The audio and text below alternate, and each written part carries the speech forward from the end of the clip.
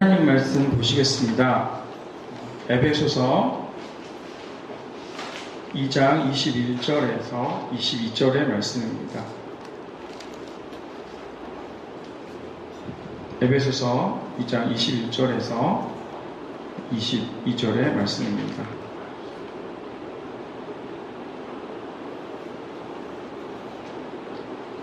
제가 지금 잠깐 파일이 없겠군요.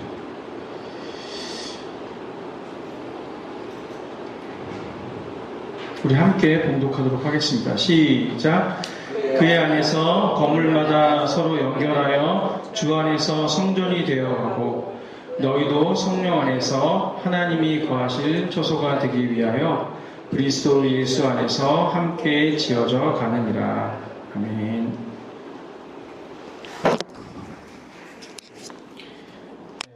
우리 김승욱 장로님하고 고진현 집사님 정말 오랜만에 뵙는데요.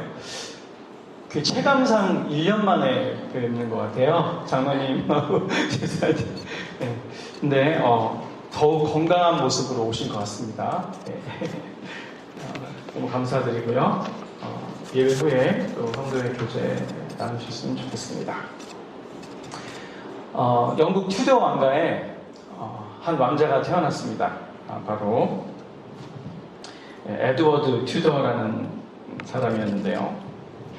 나중에 이분은 영국 그 튜더 왕가 중에서 가장 선한 왕이었어요. 통치 기간은 물론 이제 한 6년 정도밖에 안 돼가지고 좀 짧았지만은 역대 왕 중에서 가장 선한 왕이 됩니다.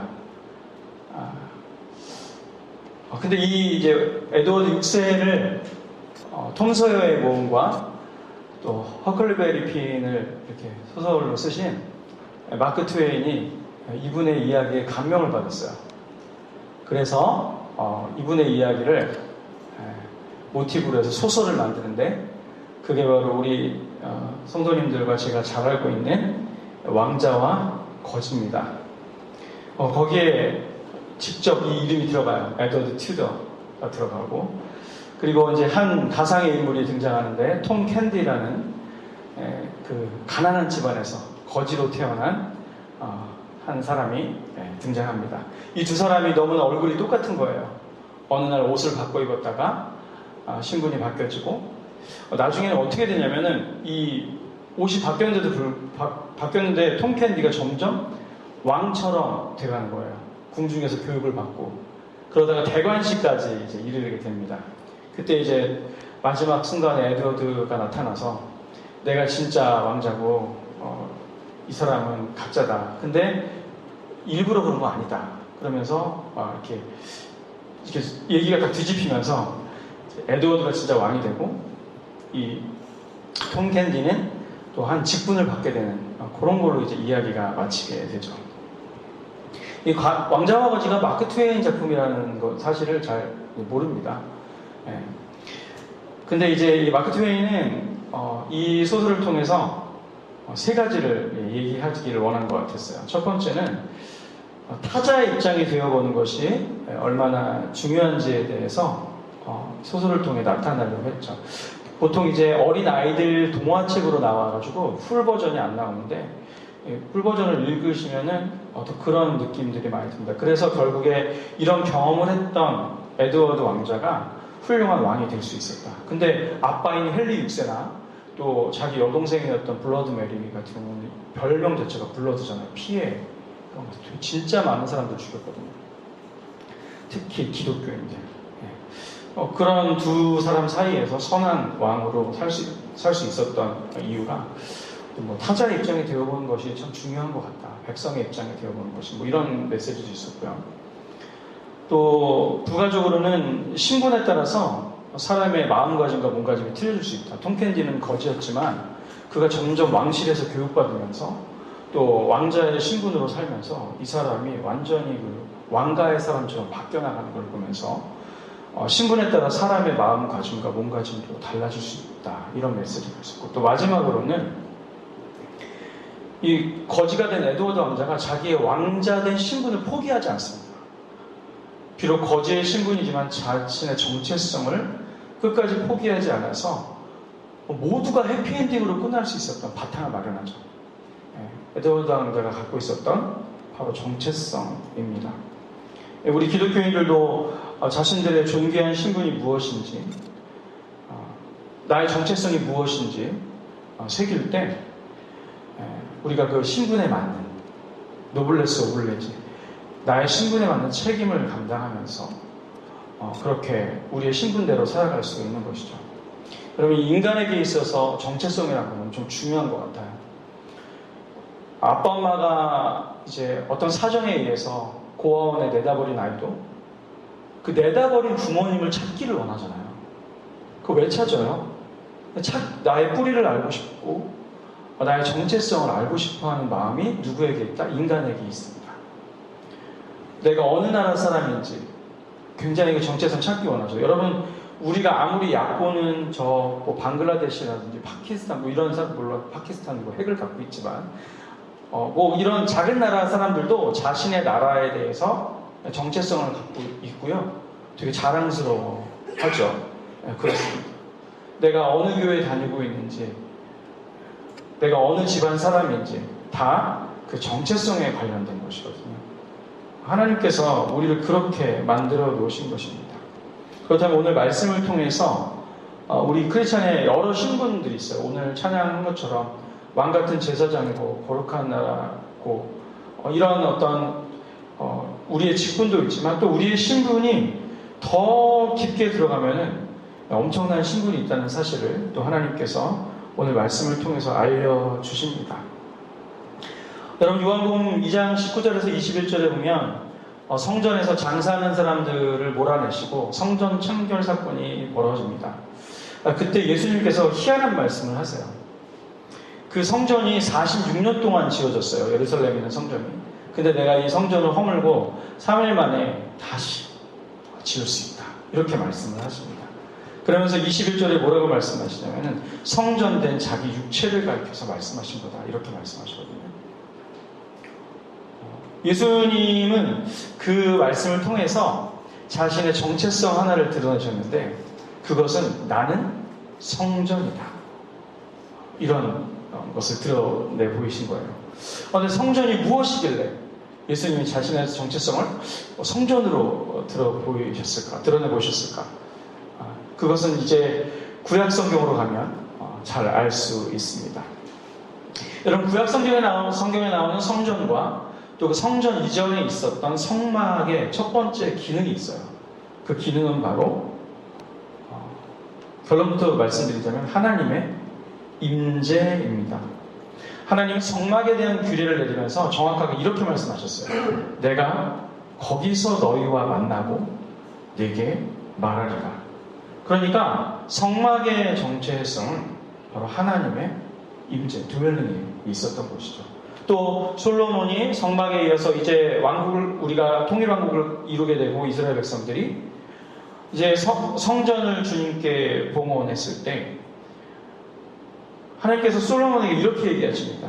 여호와께서 그에게 이르시되, 열왕기상 9장 3절 말씀인데, 내 기도와 내가 내 앞에서 간구한 바를 들었은즉 나는 내가 건축한 이 성전을 거룩하게 구별하여 내 이름을 영원히 그곳에 두며 내 눈과 내 마음이 항상 거기에 있으리라. 그렇죠. 성막과 성전은 하나님의 임재를 상징하고 있는 거죠.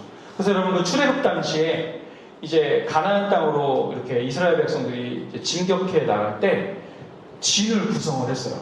정 가운데 항상 뭐가 있냐? 성막이 있습니다. 그 12지파잖아요. 그래서 3지파씩 동서남북으로 자리를 잡게 된 거죠. 근데 항상 위치는 어떻게 돼요? 성막이 가운데입니다.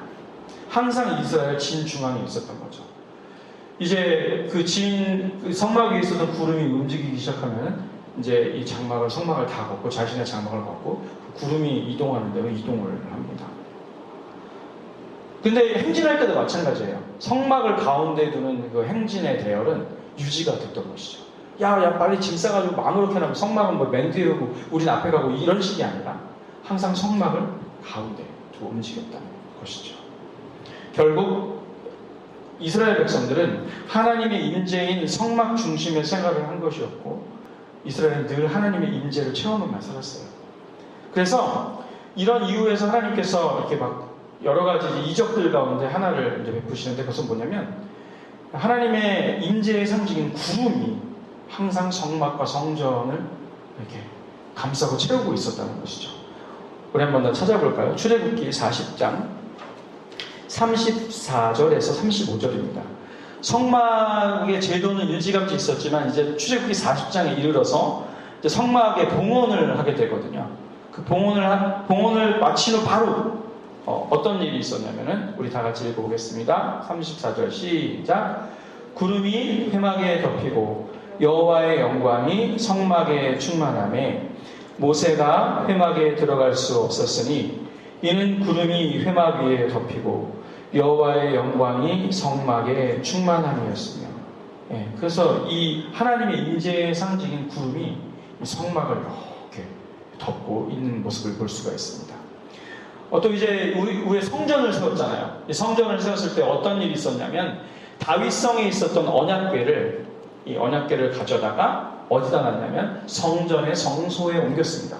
딱 제사장들이 성소에 옮기고 나서 하나님의 또 영광, 이 구름이 또 임하기 시작합니다. 우리 열왕기상 8장 10절에서 11절입니다. 열왕기상 8장 10절에서 11절입니다. 열왕기상은 어디 있냐면은 열왕기하 앞에 있습니다. 장집사님 찾으시면 다 찾으신 건데 열왕기상 8장 10절에서 11절 읽겠습니다. 시작. 제사장이 성소에서 나올 때에 구름이 여호와의 성전에 가득하매 제사장이 그 구름으로 말미암아 능히 서서 섬기지 못하였으니 이는 여호와의 영광이 여호와의 성전에 가득함이었더라. 그렇습니다. 성전을 완공하고 나서 이제 언약궤를 옮긴 다음에 이렇게 하나님께서 구름으로 역사하시는 거죠. 이렇게 성전이 가진 첫 번째 기능은 바로 하나님의 임재입니다. 그러면 성전이나 성막이 가진 두 번째 기능은 뭘까요? 결론부터 얘기하자면 바로 속죄입니다. 성막의 가장 중요한 문제는 제사를 드리는 곳이잖아요. 성전은. 그렇죠? 성전을 드리는 곳에서 뭐가 일어납니까? 죄사함을 받고 속죄가 이루어지는 곳이 되는 거죠. 사람들이 죄를 범하면 하나님 앞에 나와서 자복하고 그 앞에 제물을 드리며 제사를 드리는 곳 성전에서 뭐예요? 죄사함이 일어납니다. 그래서 성전의 가장 중요한 기능 중에 하나가 바로 속죄예요. 그래서 이렇게 성전은 크게 두 가지의 기능을 갖는데 하나님의 임재와 속죄입니다. 그런데 구약은요, 지난주에 우리 서정근 목사님께서 타이폴로지를 말씀하셨어요. 모형론을 말씀하셨는데 이 예수님의 실체가 있으시면 그 포시에도 앞에 있는 그림자로서 구약에 있는 많은 것들을 상징적으로 사용을 하시는데 하나님께서 특별히 이 성막과 성전도 결국 어디를 향하고 있냐면 실체이신 예수님을 향하고 있습니다. 그것을 예수님의 이름을 보면 우리가 정확하게 알 수가 있어요. 우리 마태복음 1장 21절 그리고 23절 말씀 보도록 하겠습니다. 이렇게 성경을 많이 찾으니까 좋을 수가 없죠? 마태복음 1장 21절 그리고 23절인데 먼저 21절 말씀을 읽어보도록 하겠습니다. 시작. 아들을 낳으니 이름을 예수라 하라. 이는 그가 자기 백성을 그들의 죄에서 구원할 자이시니라 하니라. 그 다음에 23절입니다. 시작. 보라, 처녀가 잉태하여 아들을 낳을 것이요 그의 이름은 임마누엘이라 하셨으니 이를 번역한즉 하나님이 우리와 함께 계시다 함이라. 예수님의 이름 안에는 바로 두 가지 성막과 성전에서 벌어진 기능들이 나타나는데요. 첫 번째는 여러분 임마누엘을 보시면 이미 이제 히브리어로 위드예요. 위드. 그리고 이제 아누 이게 우리인데 엘이 하나님이거든요. 하나님이 우리와 함께 계시다. 이런 뜻이 됩니다. 그럼 뭐예요? 예수님의 이름은 하나님의 뭘 뜻합니까? 임재를 뜻합니다. 또한 예수라는 이름은요, 뭐 여호수아로도 번역이 되고 호세아로도 번역이 되잖아요. 뭐 예수아로도 번역이 되는데 이 예수라는 이름은 뭐예요? 자기 백성을 오늘 마태복음 21장 21절에 보니까 자기 백성을 죄에서 구원할 자, 바로 속죄, 죄사함의 기능을 뜻하는 이름이죠. 결국 예수님의 이름 안에 성막과 성전의 가장 주요한 기능들이 들어있는 것이죠.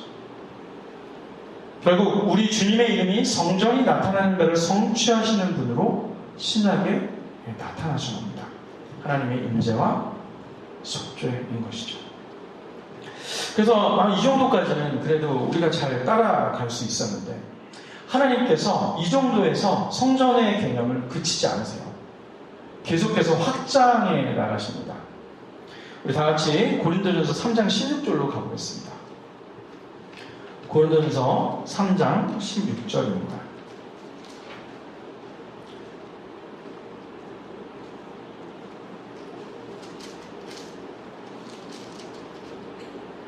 함께 봉독하겠습니다. 시작. 너희가 하나님의 성전인 것과 하나님의 성령이 너희 안에 계시는 것을 알지 못하느냐. 그냥 성전이 예수님께서 내가 성전이다라고 말씀하셨는데 그 예수님이 성전이신 것에 그치지 않고 하나님은 우리 예수님을 영접한 우리에게도 무슨 칭호를 주세요? 너희가 성전이다. 이렇게 우리 자신을 봤을 때 우리 안에 있는 죄악이라든지 우리의 평소의 행실을 봤을 때 절대로 성전이 될 수가 없는데 하나님께서는 우리 보고 뭐라고 하세요? 성전이라고 합니다. 하나님께서는 예수님만이 성전이 아니라 우리도 그 성전이 된다는 놀라운 메시지를 성경에 담아주고 계신 것이죠. 근데 또 여기서 끝나느냐? 여기서 끝나지 않습니다. 최종적으로 이 성전에 대한 개념은 어디를 향해 가냐면 바로 교회 공동체를 향해 가는 것이죠. 바로 오늘 우리 성도님들과 제가 읽은 본문 말씀입니다. 그의 안에서 건물마다 서로 연결하여 주 안에서 뭐가 되어져 간대요? 성전이 되어가고 너희도 성령 안에서 하나님이 거하신 초소가 되게 하여 그리스도 예수 안에서 함께 지어져 가느니라. 이렇게 말씀하시죠. 성전된 개인들이 모여, 성전된 사람들이 모여서 공동체로서 성전을 이루어가는 장면이 오늘 본문 말씀 중에 장엄하게 그려져 가는 겁니다. 결국 우리 주님의 십자가 교회는 성전이죠. 근데 이제 우리가 그래서 보는 예배당 초소가 성전이 아니라 우리 교회가 성전입니다. 이곳에는 뭐가 있습니까? 하나님의 임재가 있습니다. 그리고 이곳에는 하나님의 속죄, 치유하심이, 고치심이 있는 것이죠. 오늘 우리의 신분을 잠시 성경을 쫓아가면서 생각해 봤을 때 우리의 신분은 그럼 뭡니까? 성전입니다. 도저히 믿기지 않지만 우리 성전이에요. 성전이신 예수님을 영접하였습니다. 그리고 그 예수님의 우리 안에 계심은 우리의 어떤 물리적인 어떤 그런 것에서 시작된 것이 아니라 성령께서 하시는 일이에요. 하나님께서 하시는 일이라는 거죠. 우리보다 차원이 높으신 분께서 그분의 방법으로 하시는 겁니다. 여러분, 우리가 이 하나님에 대해서 지금 우리가 눈으로 확인할 수 있는 어떤 과학의 인과관계로 그분을 생각한다거나 우리의 오감으로 그분을 판단할 때 우리는 절대로 성전이 될 수 없어요. 근데 하나님께서, 성령 하나님께서 우리를 도우시고 우리의 마음 안에 예수 그리스도를 모셔드리는 일들과 주님께서 우리 마음에 좌정하시는 일들을 주관하고 계시는 것입니다. 여러분, 이러한 진리를 모르면요 어떻게 되냐면 기독교를 욕하는 거죠. 여러분, 이 기독교인들과 성전된 우리를 인정하지 않는 첫 번째 이유는 우리가 도덕적인 삶을 살지 못해서 그런 건 아니에요. 그게 이제 총시대 박재현 교수님께서 이렇게 조사를 하셨는데 세상 사람들이 기독교인들을 싫어하는 첫 번째 이유는 이 기독교인들이 도덕적이지 못한 일을 한 거에 있지 않았습니다. 그건 이제 두 번째 이유예요. 되게 압도적인 이유가 있어요. 그건 뭐냐면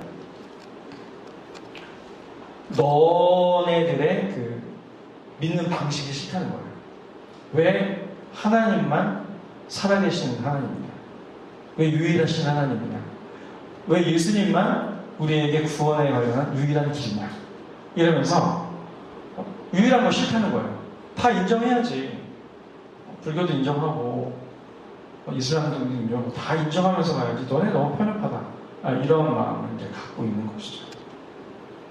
결국 여러분 유럽에 있는 교회들이 지금 완전히 망하고 미국에 있는 그 맨해튼에 있는 교회들이 다 이제 문을 닫아서 요즘에는 이제 그 미국 사람들이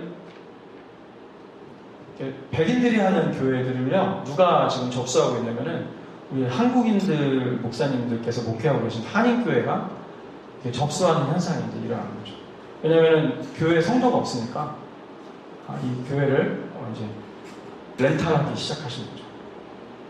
그래서 제 여동생네 교회도 그 맨해튼에 250년 정도 된 교회를 지금 렌탈해가지고 거기다가 이제 지교회를 세우고 이렇게 하고 계신데 어떻게 이렇게 싼 값에 렌탈할 수 있느냐고 하니까 성도가 없는 거예요. 그 교회는 정말 오래된 교회고 건물도 엄청 크거든요. 센트럴파크 거기 근처에 있었는데 저도 거길 가봤는데 정말 커요. 그리고 이제 랜드마크입니다. 맨해튼은 굉장히 오래된 거잖아요. 200년 넘으면 미국은. 근데 성도가 4명이에요. 4명씩입니다.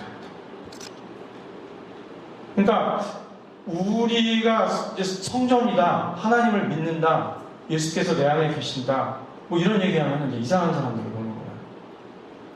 왜냐하면 인간은 이성의 눈으로 판단하는 거죠.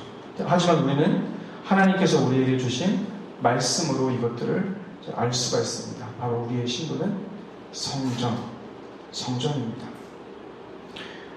노블레스 오블리제라는 말이 있습니다.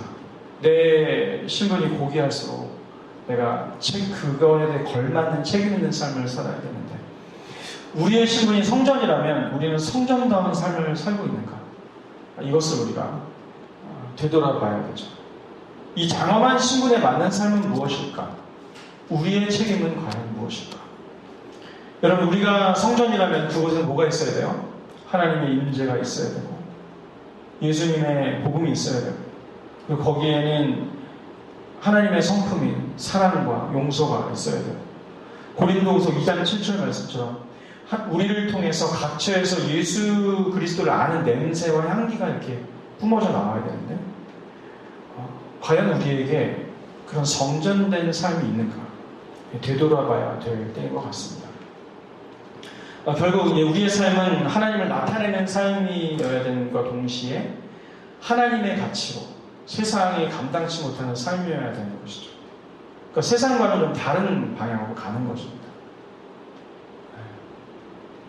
삶의 예배를 드리라고 우리에게 하나님께서 여러 우리의 처소들을 허락하셨어요. 가정도 주시고 직업도 주시고 또 주변의 이웃들도 주셨고 또 우리가 평생 같이 지내는 친구들도 주셨습니다. 우리는 그곳에서 성전으로서 하나님을 자랑해야 되고 복음을 전해야 되고 또 하나님 나라의 가치를 따라 사는 거예요. 그러면 하나님 나라의 가치는요 굉장히 세상하고 정말 정반대인 것 같습니다. 늘 우리에게는 손해봄이 있어야 되고요. 져야 되고요.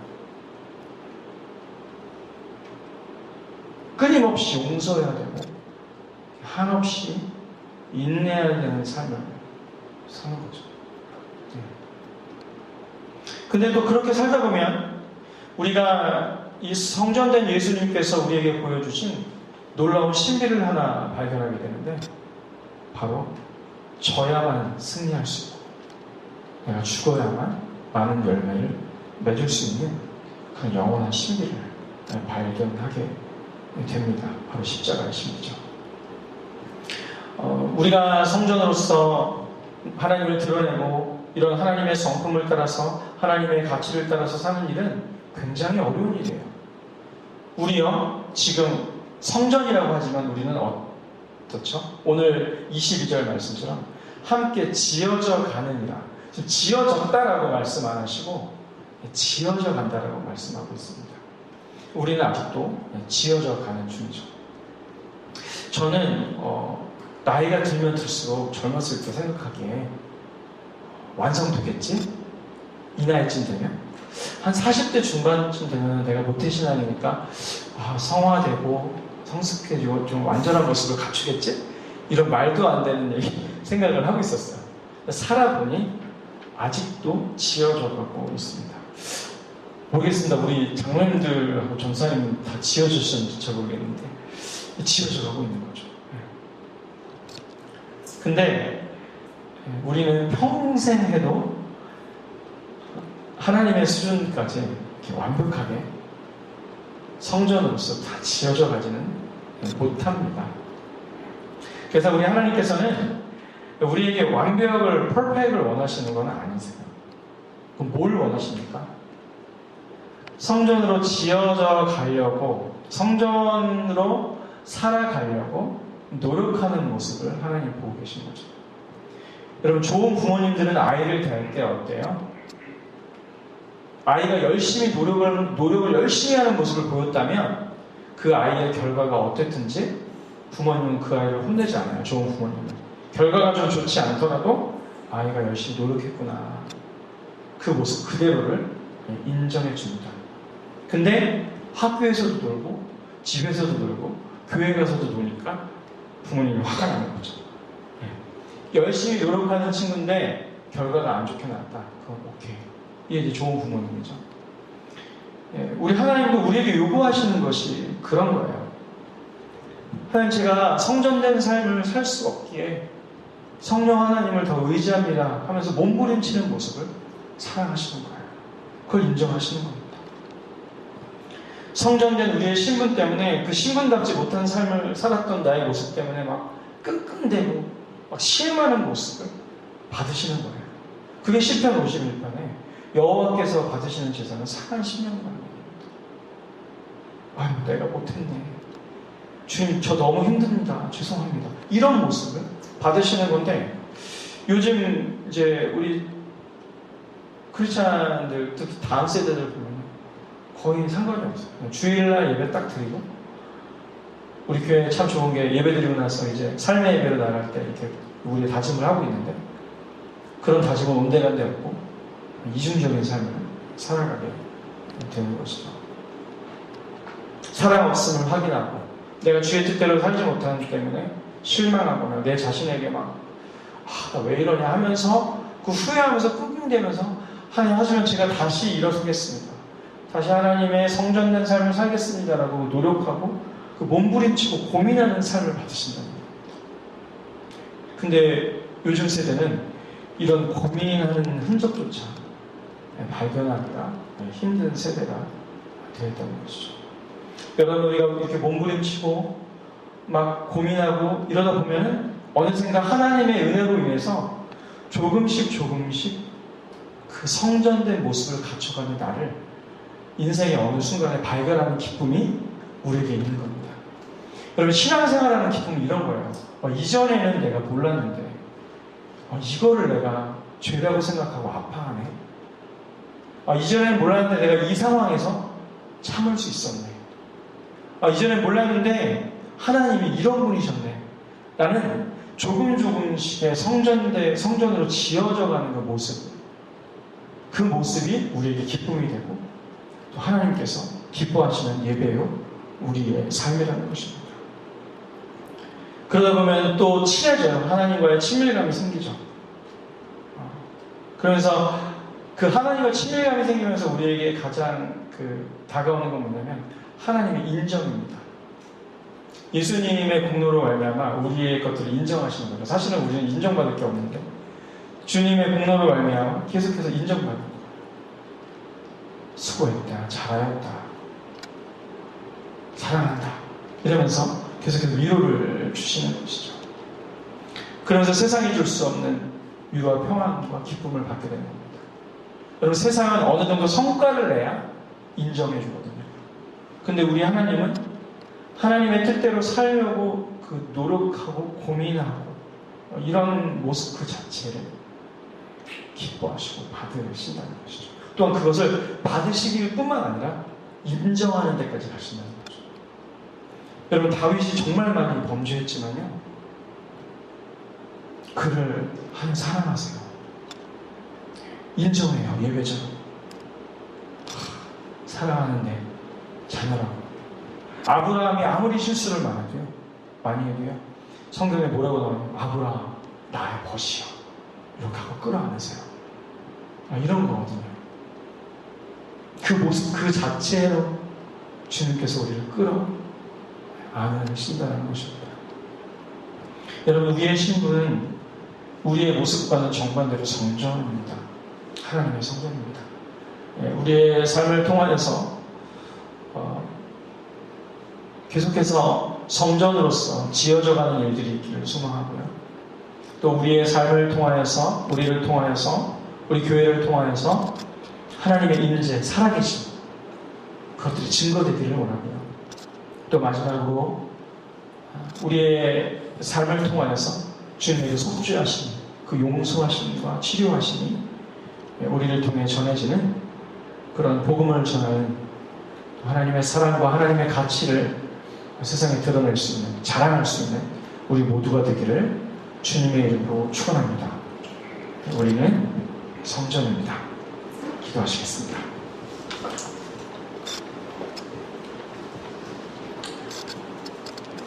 하나님, 자격 없는 우리를 택하셔서 믿음 주시고 또 하나님의 귀한 백성 삼아 주셨으며 또 우리의 신분이 하나님의 존귀한 성전임을 오늘 말씀을 통해 깨닫게 하시면 감사합니다. 하지만 우리의 모습을 볼 때 부끄럽고 초라하기 짝이 없습니다. 또 하지만 그런 우리를 받으시고 몸부림치고 힘들어하고 하나님께 의지하고 그런 우리의 신앙의 여정들을 그 모습 그대로를 받으시는 주님을 찬양합니다. 때로는 우리 앞에 어려움과 아픔도 있을 수 있고 또 영적 침체에 빠질 때도 있고 힘든 시간도 있고 성전답게 살지 못하는 시간들이 대부분일 것이지만 하나님의 성전으로서 지어져 가게 해주시고 몸부림치게 하여 주시옵소서. 하나님, 우리가 성전답지 못한 모습을 안타까워하게 하시고 하나님, 더욱더 하나님의 손을 붙들고 붙잡고 주의 뜻대로 지어져 가게 하여 주옵소서. 그리하여 우리 교회를 통하여서 하나님의 살아계심과 하나님의 임재를 전하며 나갈 수 있도록 도와주시고 주님의 귀한 복음과 사랑과 하나님 나라의 가치가 우리로 말미암아 자랑되게 하여 주시옵소서. 우리 한 사람 한 사람이 가정에서, 직장에서, 우리가 아는 이웃들과 이 세대를 같이 살아가고 있는 사람들과 친구들 사이에서 성전으로 살아가게 하여 주옵소서. 그렇게 우리를 빚어가시고 우리를 기뻐하시며 우리를 인정하시고 우리를 이끄실 주님을 소망하고 기대합니다. 예수님의 이름으로 기도드립니다. 아멘. 우리 각자